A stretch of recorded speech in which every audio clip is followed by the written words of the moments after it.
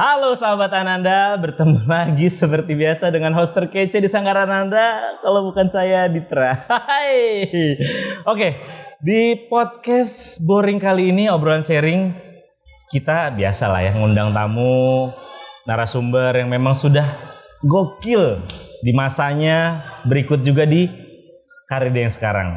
Siapa yang nggak kenal narasumber kita kali ini? Pasti, mungkin nama orang nggak ada yang kenal. Jarang yang kenal, tapi kalau udah ngeliat muka aja sembarangan. kalau orang udah ngeliat muka sembarangan pasti nggak punya TV itu. Tuh kan, siapa lagi pasti kenal dengan Kak Helsi. Sembarangan, nggak kenal lah. Pasti kalau nggak kenal nggak punya TV dia di rumah. Benar pemirsa.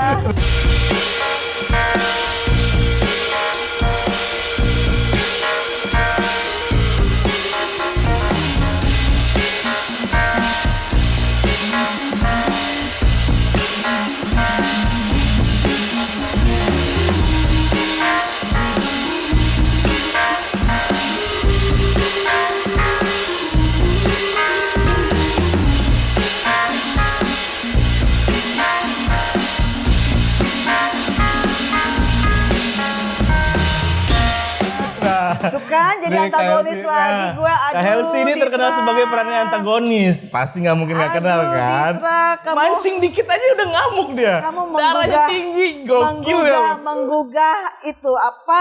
Emosi jiwa. Bukan elemen-elemen adrenalin untuk marah, ya. Ini aku udah dapat peran protagonis loh. Gitu. Udah nyaris lupa loh, 16 tahun antagonis, terus sekarang hampir 6 bulanan protagonis, terus sekarang dibangkitkan lagi sama kamu. Baru 6 bulan protagonis udah gini ya. Dikit aja ngomong, langsung ngegas lagi. Oke, memang ini Seneng Kak Helsi. banget bisa ketemuan sama Kak Helsi Ditra. Apa sehat ya. boring? Boring, obrolan sharing. Obrolan sharing bisa, obrolan ringan boleh gitu kan. Jadi kita di oke. sini ngobrol sambil sharing Kak, sharing pengalaman Kak Helsi dulu seperti apa. Tapi lebihnya kita mau ngobrol tentang pengalaman Kakak itu dulu. Kapan sih pertama kalinya Kakak itu masuk ke Sanggar Ananda? Atau ceritanya kapan sih bisa kenal Sanggar Ananda dari mana gitu? Jadi kalau waktu itu kan aku kan kelahiran era tahun 70-an ya. Udah tua ya, Ci. Umur hampir 50 tahun ya. Oke. Ya. Gak kelihatan kok, Kak. Menjelang 50 tahun. Gak kelihatan tapi kan. Ya gitu. bisa banget nih. Res-resannya bisa banget. Jadi waktu itu aku kan dulu sanggarnya aku karena ke remaja. Yeah. Dulu yang lebih ngetop bilangnya kaula muda. Kaula muda. Ya, Dulu anak-anak Sanggar Ananda nggak hits. Nggak tahu ya. Nggak hits. Yang hits tuh dulu Kaula Muda. Karena dulu Kaula Muda tuh ada segmen drama di TVRI yang semuanya anak-anak muda keren-keren, cakep-cakep gitu loh. Dan waktu pas zamannya Kak Helsi itu kan cuma TVRI aja. Yeah. Jadi ya satu-satunya panutan kita yang dilihat ya cuma TVRI itu gitu loh. TVRI. Jadi waktu itu Kak Helsi masih SMA kelas 1. Yeah. Pas begitu ngelihat di TVRI itu, aduh kepengen banget dia gabung sama mereka. Kaula muda ini. Kaula muda itu ya kan. Tapi ternyata aku cari tahu waktu itu latihannya di Bulungan. Di Bulungan masih. Anak Jaksel, Cin, Jujurly, Seriously ya. Jadi Ananda itu Kaula Muda itu udah happening, anak Jaksel gitu ya kan. Nah dulu latihannya di Bulungan. Ternyata waktu masuk ke Kaula Muda itu nggak gampang. Iya. Yeah. Harus dites dulu. Kalau sekarang kan anytime kalian bisa masuk ke Sanggar Ananda. Ketemu koas di bawah, bayar, besok ikut latihan. Kalau dulu jadi dia per tahun pembukaan penerimaan murid baru. Per tahun? Jadi pas begitu aku mau ikut latihan, ya belum bisa, nanti tunggu ya pas pembukaan. Jadi kita nungguin, aduh kapan dibuka eksklusif ya Bun? Iya eksklusif ya kategorinya itu. Jadi kita tuh buat masuk itu tuh udah gemuruhnya itu udah jauh-jauh waktu gitu loh. Pas kita daftar di Bulungan. Nah waktu itu koran yang paling happening itu Koran Pos Kota ya, Cin. Tahu ada Koran Pos Kota, kalian nggak ada yang tahu ya? Ya. Dulu Koran Pos Kota ya ceritanya kan tentang kriminal apa segala macam, doyok. Nah itu suka ada tuh kolom-kolom iklan kecil-kecil. Nah ada tuh pembukaan Sanggar Kaula Muda. Aku teriak. Di situ infonya. Iya. Terus aku ikutan. Iya ada Kaula Muda nih buka. Aku ikutan daftar. Ternyata yang daftar banyak banget. Parah. Ratusan, ada kali 500 orang, 600. Aduh pokoknya sebulungan itu semuanya pada datang buat masuk sanggar Kaula Muda. Terus terseliplah salah satu Helsi Herlinda gitu kan gitu. Ah ya ampun, aduh banyak banget ini yang pengen masuk gitu kan. Tapi aku pikir nggak apa-apa lah, paling nggak kalau temannya yang datang segitu banyak, berarti teman aku juga bertambah banyak. 600 orang itu. Silaturahmi semakin luas. Jadi aku nggak nganggap mereka sebagai saingan. Temen ya? Gue asik, seneng banget. Temen gue tambah banyak, dan 600 orang dong nih gitu loh. Dalam satu waktu gue punya teman banyak gitu loh. Dari situ ya? Jadi aku nggak berpikir saingan. Jadi waktu itu ada beberapa segmen, ada beberapa materi yang bisa diangkat. Ada yang tentang orang gila lah, apalah. Ada beberapa macam, aku lupa. Cuman aku ambil yang jadi karakter orang gila yang dipasung ceritanya gitu. Itu apa itu karakter pertama kali pada saat belajar di kelas tersebut? Tes buat masuk. Oh, tes buat masuk Kaula Muda tersebut. Tes buat masuk Kaula Muda harus menunjukkan sudah punya basic apa sih actingnya gitu? Iya, basic acting kalian tuh seperti apa gitu loh. Udah kan, udah masuk. Duluan ya? Iya, jadi kita semua tuh ngelihat, kalau nggak salah dulu itu deh terbuka gitu deh kalau nggak salah. Semua orang bisa ngelihat, oh si ini actingnya ini semua bisa ngelihat. Nah aku actingnya kalau nggak salah, jadi perempuan gila yang dipasung. Nah aku itu setelah bla bla bla bla bla bla bla bla, akhirnya pengumuman. Kamu tahu nggak, dari 500-600 orang itu aku adalah 25 orang karakter lulus. Gokil. Dari sekitar 500 aku orang. 25 orang, istilahnya 25 orang terbaik lah yang lulus. Dari 500, bayangin. Ya, selebihnya. Enggak ada orang belakang? Enggak dong. Kamu tuh anak zaman now banget ya, anak zaman now banget. Dulu zaman dulu itu tuh bener-bener pure. Lu kalau bisa ya mesti bisa, lo nggak bisa ya udah. Jadi waktu itu 25 orang itu kategorinya lulus. Yang nggak lulus pun bukan berarti mereka nggak bagus, tapi berarti mereka memang harus ada nge-up lagi lah. Bukan, ada tambahan ilmunya lagi yang harus mereka dapat gitu loh. Mungkin kalau aku kan kepedean banget ya kan. Ini kelompok 25 ini kayaknya udah pada kelompok yang kayak gitu loh. Nama kelompoknya apa ya pada saat itu? Itu apa? Kelompoknya lulus deh. Bukan dong. Bukan yang lulus pembinaan, sisanya yang sekedar biasa. Oh gitu ya. Terbaik lah pada intinya 25 ini dari 500 orang ini. 25 yang bisa itulah. Itu di tahun 90-an deh. Di tahun 91 ya. 91. Berarti tadi itu sedikit cerita zaman KLC waktu di Sanggar. Enggak sih. Itu bukan cerita KLC pada saat di Sanggar, itu pada saat mau mendaftar. Awal banget pas mendaftar. Setelah itu kita akhirnya latihan gabung biasa. Latihan gabung biasa seperti apa adanya, latihan umum lah yang bersama para senior yang sudah masuk di sana duluan gitu. Senior kayaknya nggak gabung sama kita. Nggak gabung. Memang berarti ibaratnya per tahun ajaran per tahun ajaran. Per tahun itu udah beda orang yang tahun kemarin udah nggak ada, bener. Mereka lebih area senior yang sekali-sekali datang atau enggak ngegojlok. Ala senioritas ya. Digojlok, dicemberutin, dipandangin dari atas bawah ke atas, keliling, nengok kanan, nengok kiri gitu. Jadi akhirnya sebenarnya masuk Sanggar itu nggak cuma sekedar jago acting, tapi jago mental. Oke. Jadi kelebihannya Sanggar Kaula Muda buat aku terutama gitu, nggak cuma sekedar lo jago acting, tapi mental lo juga kuat. Karena ternyata di dunia entertainment, ya mental mesti kuat, Cin. Persaingan keras, bener nggak? Bener dong. Persaingan keras ya. Persaingan keras banget. Kalau nggak pinter-pinter, ya udahlah ya. Bukan cuma sekedar keras, kejam, Cin. Kejam. Harus ngerti situasi. Iya benar. Harus nyari salahnya gimana. Iya betul.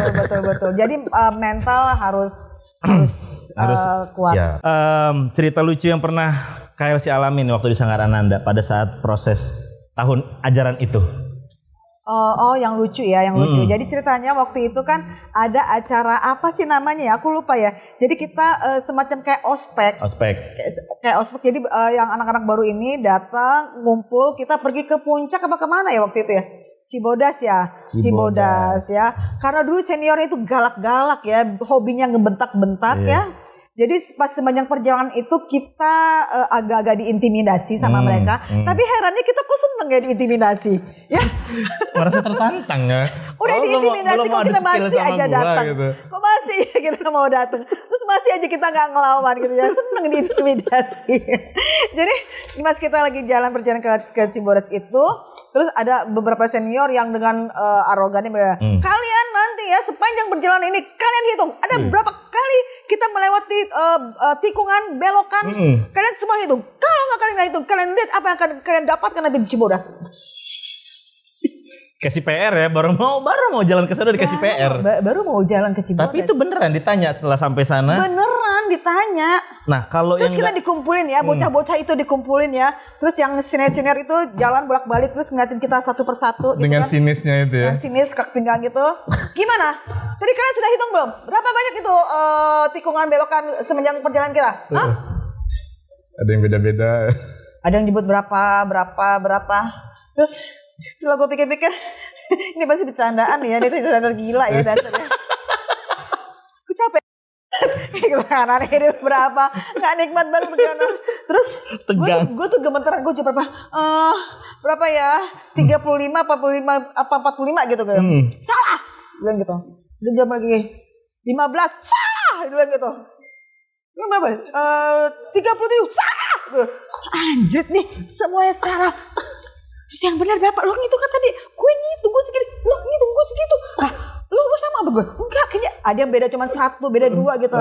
Kalian semuanya bohong. Ngapain kalian semua hitung perjalanan itu? Tikungannya cuma ada 2, kanan sama kiri. Gitu. Oh, plot twistnya di situ doang. Tetap kelas komedi ya. Kita udah kenceng-kenceng perdebatan, takut-takut ya gitu kan. Terus yang salah-salah tadi itu nggak dikasih apa gitu. Ya biasa Scott Jam lah. Favorit di situ kan Scott Jam sama lari-lari ya. Favorit ya Bun? Favorit. Jadi kita sebagai selain kita jadi jago acting ya, jago mental, bisa jadi atlet juga sebenarnya. Nge-gym. Jadi gymers. Oke, berarti tadi kalau dari cerita Kak Elsie, senior sana galak-galak. Terus ada nggak sih di Sanggarana pengajar yang galak? Pengajar yang galak? Kalau pengajar nggak ada yang galak. Nggak ada malah yang galak. Pengajar nggak ada yang galak. Tegas mungkin ada ya? Ya tegas lah. Tegas lebih tepatnya. Tegas. Yang galak nggak ada. Yang galak itu yang senior yang suka ngeceng-ngeceng aja pas hari Minggu. Ini siapa nih anak mudanya apa anak barunya yang bisa kira-kiranya bisa dilirik-lirik. Gua jadi gitu. kesindir. Cuman yang begitu-begitu sok-sok galak gitu. Tapi pengajarnya baik-baik, keren-keren lah. Ilmunya bagus-bagus. Kak Elsie ceritain dong Kak, dulu gimana sih dari Sanggar bisa langsung ke arah peran itu, ada prosesnya nggak? Sulit nggak? Kalau buat aku malah aku lumayan cukup lama banget untuk bisa masuk di dunia pertelevisian khususnya gitu ya. Karena kan aku padahal 25 terbaik ya. Tapi pas kesempatan untuk syuting aku nggak dapat lebih awal gitu loh. Karena ternyata dunia syuting itu kan dunia yang unik ya, dalam artian sesuai nggak karakternya gitu loh. Terkadang aktingnya bisa tapi ternyata dia butuh rambut yang panjang. Sesuai karakter yang dibutuhkan. Iya, jadi memang dunia entertain dunia yang unik buat aku. Lo bisa, belum tentu itu jadi rezekinya gitu loh. Jadi dan kebetulan waktu itu kan Kak Elsie kan punya kegiatan lain, jadi koreografer juga. Jadi aku ketika yang lain teman-teman aku sudah syuting, aku belum syuting, aku nggak kecil hati. Buat aku tetap rajin latihan karena buat aku tuh datang ke tempat latihan itu kalau zaman now tuh bilangnya healing ya. Kalau zaman aku tuh ya hiburan aku untuk dapat semangat hangout, ya kumpul. Ketemu sama teman-teman di Sanggar gitu. Seru-seruan. Waktu itu aku udah sekian tahun baru dapat kesempatan diajak sama Kak Adit itu acara TVRI drama remaja itu jadi surti kalau nggak salah. Jadi anak kampung di Kepang 2 gitu kan, terus ada adegan nangis-nangisnya, terus aku ditemenin sama mama aku gitu kan. Terus dari situ Kak Adit cuma bilang, Elsie kamu tuh punya potensi, terus digali, terus konsisten aja nanti pasti ada masanya. Pasti. Nah, waktu kapan kan kita nih anak-anak kaula muda kan suka bikin kumpul-kumpul, ada acara-acara gitu ya. Jadi kita foto-foto tuh. Pas kita lagi foto-foto, kalau zaman dulu kan masih tren cetak foto ya kan. Habis foto-foto ngumpul, kita cetak foto. Pas cetak foto, salah satu teman aku tuh namanya Andre Sujono. Dia bilang gini, Helsi, lu lihat ya, lu tuh sebenarnya fotogenik. Hah, masa sih? Iya, lu lihat aja tuh. Lu tuh di foto tuh kayaknya gimana banget gitu. Coba deh lo ikutan casting iklan. Gitu. Pas aku pikir, oh iya juga ya ikutan casting iklan. Tapi kayaknya gimana kalau casting iklan kan kayaknya saingannya lebih ketat lagi ya. Karena aku otomatis saingannya sama anak-anak gadis sampul, yang mode, hits pada yang hits itu ya. gitu kan. Cuman dia bilangnya, alah Helsi, mereka mah cuman menang di muka doang, acting mereka nggak bisa. Lo kan paling nggak muka lo fotogenik, terus lo tambah lagi lo bisa acting, bisa lah, siapa tahu jadi rezeki. Aku pikir-pikir, iya juga ya, siapa tahu nanti ada. Akhirnya ada kesempatan info, ada casting, dia butuh 6 remaja, 3 cewek, 3 cowok. Untuk iklan obat jerawat waktu itu. Obat jerawatnya Klerasil ya dulu ya, zaman itu. Terus Klerasil. kira-kira masih ingat gak dialog yang dibutuhkan? Gini dong. Jadi ini ternyata castingnya open casting. Open cast. Semua yang ikutan casting semuanya ngelihat yang peserta. Iya, perform kita. Kalau misalnya sekarang kan kita sendiri kan, pakai kamera dalam ruangan sendiri gitu kan, paling cuma 3 orang gantian. Kalau itu open casting benar-benar ada 50 orang yang daftar, 50 orang itu ngumpul jadi satu, terus yang peserta yang casting di tengah, terus ada kamera. Itu kan mental. Ya kan? Anak kaula muda kayak begitu, Banci tampil langsung. Wah, asik nih, saatnya pamer. Uji bakat. Yang kayak gini. Terus anak-anak gadis sampul mode gitu kan pada datang juga gitu kan. Nah terus aku lihat, ya actingnya kok begitu, bisa lah ini. Gue bantai gitu. Terus tau gak sih, jadi cerita, padahal itu ceritanya kalau menurut aku ya gampang ya. Sorry nih gampang, karena aku anak kaula muda. Iya dong, konsentrasi. Udah hari-hari konsentrasi, improvisasi, apalagi? Imajinasi. artikulasi dan healthy. Intonasi dan healthy. Dan yang terpilih healthy. Alhamdulillahnya Kak. Nah, jadi tadi aku ceritain. Jadi ceritanya adalah ada anak ABG yang ceritanya mau janjian sama pacarnya.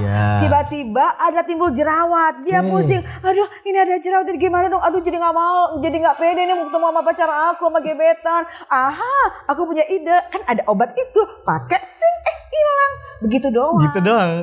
Tapi asik ya ngeliatnya, asik ya. Anak kaula muda begitu ya, hajar bleh. Terus aku dengan luasnya, jadi udah. Gitu.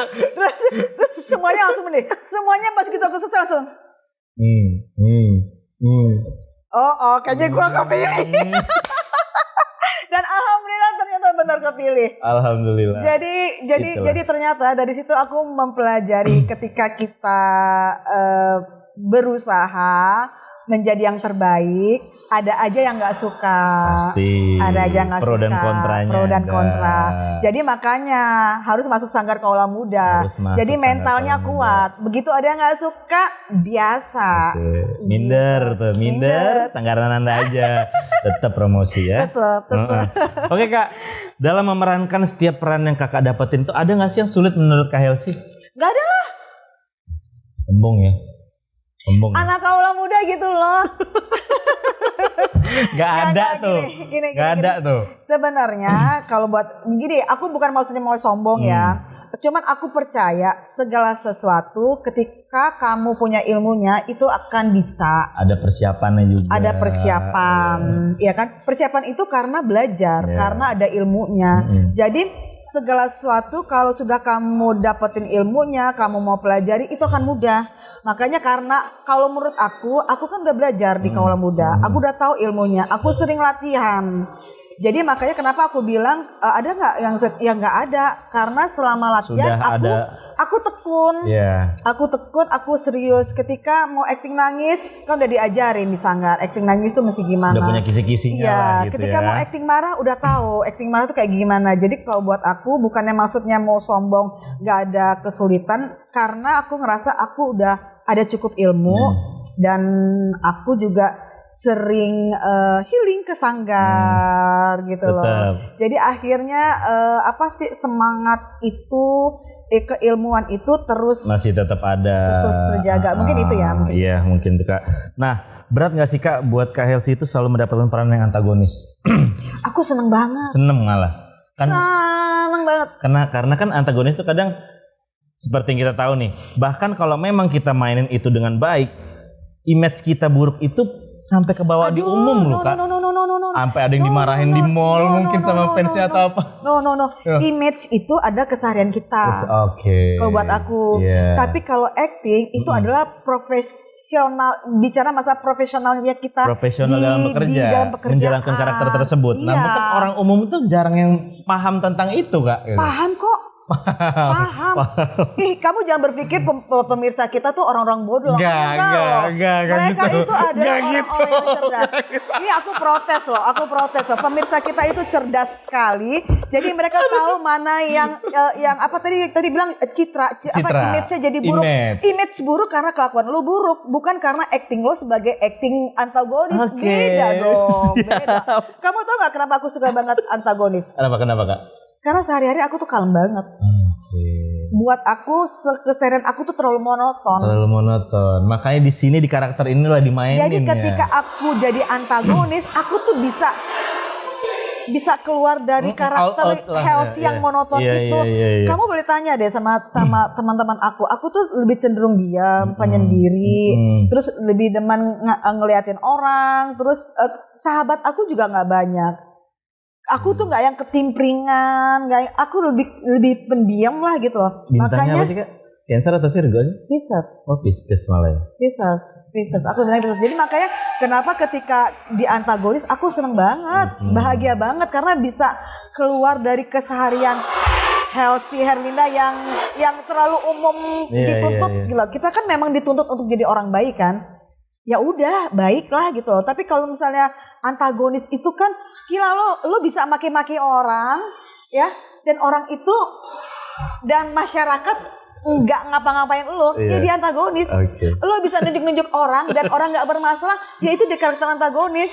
Ya kan, lu marah-marah tanpa ada masalah yang benar, tapi orang ya udah lah, don't care gitu ya. Orang marah-marah masuk rumah sakit, gue marah-marah dapet duit. Gila, gimana gue gak seneng? Ya seneng banget. Iya. Tapi alhamdulillahnya setelah 16 tahun semenjak bawang merah bawang putih meledak itu kan, gue jadi ya antagonis terus. Tapi setelah 16 tahun ini sekarang di Suami Pengganti dapat karakternya protagonis. Suami Pengganti. Nonton ya di Antv setiap hari jam 7 malam. Nah, beralih ke pertanyaan berikutnya, tantangan apakah untuk jadi seorang aktris tuh yang benar-benar sulit lah menjadi seorang aktris? Tantangan tersulit. Apa yang harus dijaga mungkin? Semangat yang harus dijaga. Semangat yang harus dijaga. Kesehatan mental yang harus dijaga. Karena dunia entertain itu sih ya, maksudnya dibilang kejam banget. Jadi harus satu sisi harus punya prinsip masa bodoh. Masa bodoh, jangan terlalu pikirin omongan orang, jangan pernah pikirin sama teman-teman yang julid, karena ternyata aku tuh kemarin karena terlalu enjoy sama diri sendiri ya, sampai nggak ngeh gitu loh, karena kalau ternyata orang tuh ada yang julid sama aku gitu loh. Karena aku kelewat enjoy sama dan nggak ngurusin lingkungan udah. Dan ternyata itu yang paling benar gitu loh. Itu paling benar untuk diri sendiri. Maksudnya loh, kita fokus ke dunia kerja, kita fokus ke harapan orang yang mempercayakan kita gitu kan, udah. Selebihnya ada yang suka, nggak suka biarkan saja. Sebodoh ya. Kita udah begitu aja ada yang nggak suka ya, apalagi jadi kita ganggu orang. Fokus atas kepercayaan yang udah diberikan. Jadi salah satu semangat, mental, sama apa ya? Kayaknya itu sih yang paling agak sulit ya. Semangat. Kita suka up and down. Mental juga kadang kan kita nggak tahu terkadang dari mana. suka nggak ditemenin. Ya banyak mental tuh bisa dari keluarga. Terkadang di dunia actingnya terkadang suka ngejatuhin mental lawan main. Gue sih paling males deh kalau aduh gue males banget nih kalau misalnya dia syuting sama dia nih, ntar omongannya panjang banget. Itu kan jadi kalau orang dengar, anjir gue jadi nggak iri deh. Aduh, ini gimana sih? pas kita lagi nangis ya, kita lagi konsentrasi nangis, tiba-tiba sorry, gue lupa. Oh iya, lawan kitanya yang lupa ya. Kitanya udah fokus. Benar. Ya, terus belum lagi ini adegannya lagi heboh banget, tiba-tiba kru ada yang bolak-balik, ada yang lagi bisa wah, yang kayak gitu-gitu. Jadi yang gangguan kayak gitu tuh suka ada di dunia kerja entertain gitu kan. Dan kita nggak bisa terlalu senewan juga gitu loh. Jadi ya sudah dianggap santai aja. Itu sih yang paling sulit. Jadi tantangannya itu paling kita harus menjaga mental dan sama semangat. Itu loh. Kalau dua itu terjaga sih insya Allah aman lah. Oke. Setelah kita berbincang-bincang banyak tadi Kak, pelajaran sanggar yang paling bermanfaat sebagai bekal Kak Helsi hingga detik ini menjadi seorang aktris apa tuh Kak? Berani tampil, berani menunjukkan diri, berani bersuara. Percaya diri dong berarti ya. Percaya diri. Naik ke atas panggung, dilihat banyak orang, berani. Percaya diri, nggak grogi. Iya. Karena sekarang kalau misalnya ilmunya udah ada, sering latihan, tapi ketika tampil nggak berani, nggak jadi juga. Jadi kalau buat Helsi sih ngelihat Kak Adit yang sangat luar biasa itu melatih keberanian. Kalau ilmu mungkin hampir kurang lebih antar sanggar satu dengan yang lain sama lah. Bicara basic acting kan udah ada pakemnya begini ya. Tapi kalau yang aku lihat yang dilatih sama Kak Adit selain acting yaitu mental untuk berani tampil, berani berkompetisi, berani untuk diketawain, berani untuk diomongin, berani ngilangin untuk rasa malu untuk sesaat ya. Minder kesanggaran aja. Minder kesanggaran aja. Pengalaman paling pahit Kak yang pernah Kak Helsi alamin selama menjadi aktris dan gimana sih cara Jadi aku masih baru baru masuk ke dunia TV series ya. Jadi ini panjang, episodenya panjang. Jadi aku masih baru banget. Terus aku masuk nih. Ketika aku masuk ternyata aku gantiin peran orang. Aku gantiin peran orang. Iya, peran pengganti. Jadi begitu aku jadi kan gini, waktu itu ya. Ada salah satu session TV open casting. Jadi open castingnya ya acting, casting acting, dance, nyanyi, presenter, berapa lagi ya? Udah 4 itulah ya. Nah, aku tes semuanya. Nah, ternyata aku dimasukin ke salah satu sinetron ini nih. Ya. Aku pikir aku jadi tokoh baru, karakter baru. Nggak taunya aku gantiin karakter orang. Tapi buat aku ya itu bukan wewenang aku dong, masalah dia digantiin atau enggak. Aku kan ngikutin apa kata kebijaksanaan dari stasiun TV-nya dong. Mengatur rezeki kita mau gimana? Iya. Jadi ini udah ada series ke-1, kedua, ketiga. Nah ini series yang keempat nih ceritanya. Aku masuk, aku gantiin si A ini. Nah ternyata yang aku tuh jadi kakak nomor 1. Adik aku ternyata lebih tua. Dan kategorinya dia artis senior dan lumayan punya orang tua yang populer pula. Nah pas saat aku syuting di situ, aku kan bingung ya. Aku ini kan anak baru, yang perlunya yang seharusnya dirangkul, dikasih tahu gitu kan. Jadi begitu aku masuk, aku tuh diliatin gini. Hai, kenalkan, aku Helsi, aku yang jadi karakter ini gitu kan gitu. Oke. Aku mimiknya bikin males ya gitu. Terus aku coba cari tahu dong si senior ini hobinya apa sih gitu. Oh dia hobinya ngomongin masalah fashion. Oh ngomongin majalah ini yang tentang fashion. Terus aku coba gitu ngintip kakak iya baju itu lucu banget ya. Kalau nggak salah aku pernah ngeliat dia pas lagi ada fashion show di mana gitu. Oh ya deh gitu. Kita udah baik ya nyari cara gimana kita untuk mencairkan suasana sama dia, kita mau ngakrapin diri ke dia gitu. Udah itu ya. Kampret 2 aja ya. Terus udah gitu ada lagi nih ceritanya aku berperan sama si bapak ini. Bapak ini senior banget ya. Jadi si floor director kasih tahu Mbak Helsi nanti keluarnya bareng sama bapak. Karena kebetulan aku di depan pintu, si bapak udah di dalam. Jadi aku menyampaikan lah si floor director ini, Pak nanti katanya keluarnya Pas ini, tahu nggak dia apa? Heh, kamu itu siapa? Kamu nggak usah ngajarin saya ya. Kan bengong ya? Hah? Ngajarin? Ya nggak mungkin lah ngajarin lu gitu. Secara lu udah tua pula, senior pula. Gue kan maksudnya cuma baik Kasih tahu, aja. iya. Si floor director itu kebetulan ngasih tahu. Mbak Helsi nanti sama bapak keluarnya barengan. Ya bapak kan di dalam. Aku kasih tahu. Udahlah, udah ya. Tambah lagi tiba-tiba mereka ceritanya pergi makan siang.